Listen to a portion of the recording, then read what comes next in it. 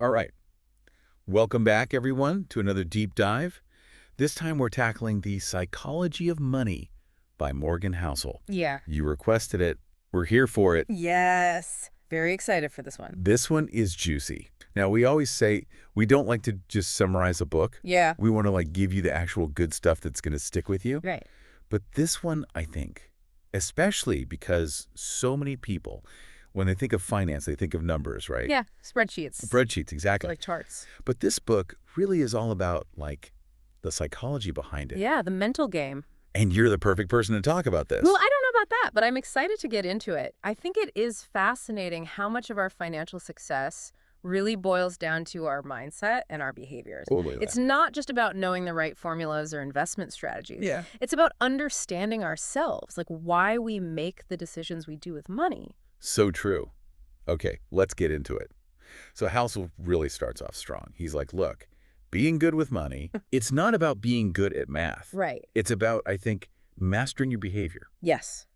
And I love how he emphasizes that because it takes the pressure off, You don't have to be a financial genius to be successful with money. Exactly. It's more about developing good habits. Right. And making conscious choices. He gives a great example with Warren Buffett. Warren Buffett's one of the richest people in the world. Yeah. And he attributes his success not to some kind of super complicated trading scheme, Yeah.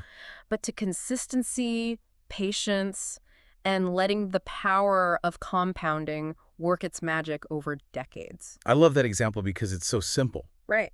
It's not sexy. It's not like, oh, I'm going to outsmart the system. Yeah. It's just, I'm going to be consistent. It's like that snowball analogy, right? You Yes. start small, and then it just grows and grows. And as it rolls down that hill, it just picks up more and more snow. Yes.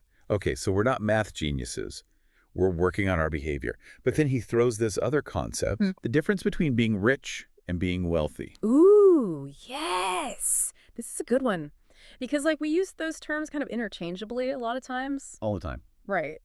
But Housel really dives into this nuance. Yeah. Being rich might mean you have a lot of stuff, a fancy car, Yeah. Big house. Like a high salary. Yeah, high income.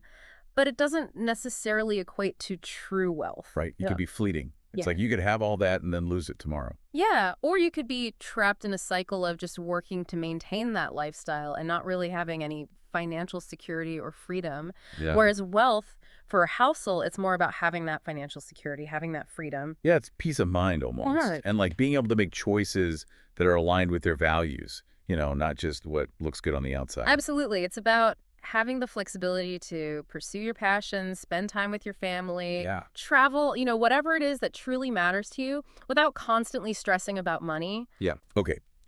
This leads me to a question because, I'm guilty of this all the time. Huh? Are we just inherently bad with money when our emotions get involved? Oh, 100%. We're emotional creatures, right? Housel talks about how our emotions, particularly fear and greed, Yes. they can really hijack our financial decision-making. It's so true. I can think of so many times where I've bought something and then I'm like, why did I do that? I didn't even need that. Yeah, the fear of missing out, right. Or maybe you see your friends getting the latest gadget or going on a fancy vacation and you feel this pressure to keep up. Oh, yeah. And I'm like, And then there's greed, which can lead us to chase those quick profits, totally. You see some hot stock tip and you jump in without really thinking it through. Or gambling, Yeah. thinking you're going to get rich quick. And that's where, Housel talks about the importance of developing strategies to manage those emotions. Okay, so how do we do that? Give us some of those tips from the book. Well, one thing is just being aware of those emotional triggers. So before you make a big purchase, take some time to really consider, do you really need this? Or are you just feeling impulsive? I love that. Or are you trying to impress someone?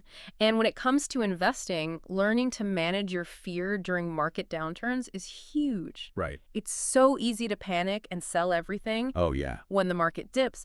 But, Hauser reminds us that staying calm and sticking to your long-term investment plan Yes. is often the best approach. Okay, so, we're managing our emotions, we're behaving well, but then there's that age-old question. Okay. How much is enough? When do we say, okay, I'm good, I've hit my financial goals, I can move on to other things in life? That's where defining your enough comes in. Yeah. Housel emphasizes that it's different for everyone. It's so personal, yeah. Right. It depends on your values, your goals, your Yeah. lifestyle. But it's so important to have that clarity. I love that he doesn't give, like a formula. Yeah. It's about figuring out what actually makes you happy. Exactly. Because if you're constantly chasing more and more wealth without a clear purpose, it can actually lead to unhappiness. It's like running on a treadmill. Yes, exactly. You're just going and going and going, but you're not really getting anywhere. And I think this is where gratitude comes in. Housel talks about the importance of appreciating what you have, focusing on the things that truly bring you joy, Yes. because that can be far more rewarding than chasing some arbitrary number in your bank account. Okay. I want to wrap up, kind of bringing it full circle. Yeah. He talks about flexibility as the ultimate reward. Yeah. Right? Yeah. So it's not just about having the money. Right. It's about what that money allows you to do. And I think this goes back to the beginning with our behavior, right? Absolutely. It's about having the freedom to make choices that are aligned with your values, Yeah. whether that's starting your own business, traveling the world, spending more time with your family, or just having the security to say no to things that you don't want to do. I love that. Okay, so let's recap. Behavior matters more than, like, being a math whiz. Wealth is about freedom and security, not just showing off. And don't forget to manage your emotions, define your enough, and always strive for that flexibility. And to leave our listeners with a thought. What's one small change you can make today to move closer to that vision of wealth and freedom that we've been talking about? It doesn't have to be anything drastic, but even a small step can make a big difference in the long run. I love that question. And if you want to dive even deeper into all these incredible insights, be sure to check out The Psychology of Money for yourself. It's a really great read. So insightful. And until next time, keep investing in yourselves. See ya. Bye.